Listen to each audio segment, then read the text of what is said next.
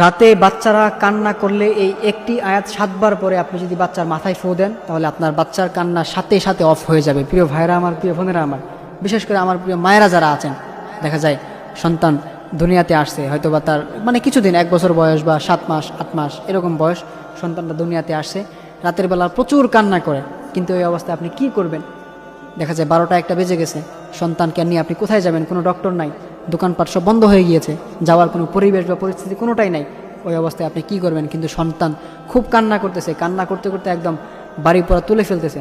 এই বিপদের মধ্যে অনেক মায়েরা আছেন, পড়ে যান, রাতের বেলা সন্তান কান্না করেন। প্রিয় মায়েরা যারা আছেন, যাদের সন্তান এরকম রাতের বেলা কান্না করে, আপনারা যদি এই একটি আয়াত 7 বার করে সন্তানের মাথায় ফু দিতে পারেন তাহলে কিন্তু আপনার সন্তানের কান্নার সাথে সাথে অফ হয়ে যাবে।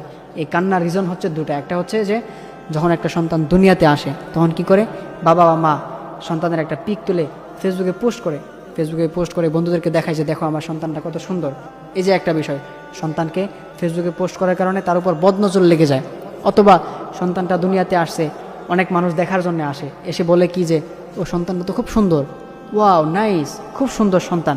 কিন্তু সন্তানকে দেখে আপনি বলবেন যে মাশাল্লাহ বলতে, মাশাল্লাহ যদি না বলে যে ওয়াও নাইস, এটা তো খুব সুন্দর, চমৎকার, তাহলে কিন্তু আপনার সন্তানের উপর বদনজর লেগে যাবে। এই বদনজরের কারণে কিন্তু অনেক সময় সন্তান শুকিয়ে যায়, দেখা যায় হুট করে কান্নাকাটি করে, অনেক সমস্যা হয়, খাবার খায় না সন্তানরা। এটা হচ্ছে একটা বিষয়। আরেকটা হচ্ছে সন্তানের উপর বদজিন আসর করে।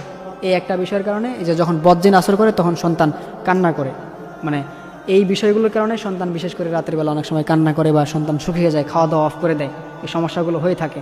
যাদের এই সমস্যাগুলো হয়, বিশেষ করে সন্তান রাতের বেলা যদি কান্না করে, আপনারা তখন সন্তানের মাথায় হাত রেখে আপনারা এই কোরআনের এই আয়াতটি আপনারা 7 বার পড়বেন। সেটা হচ্ছে আয়াতুল কুরসি।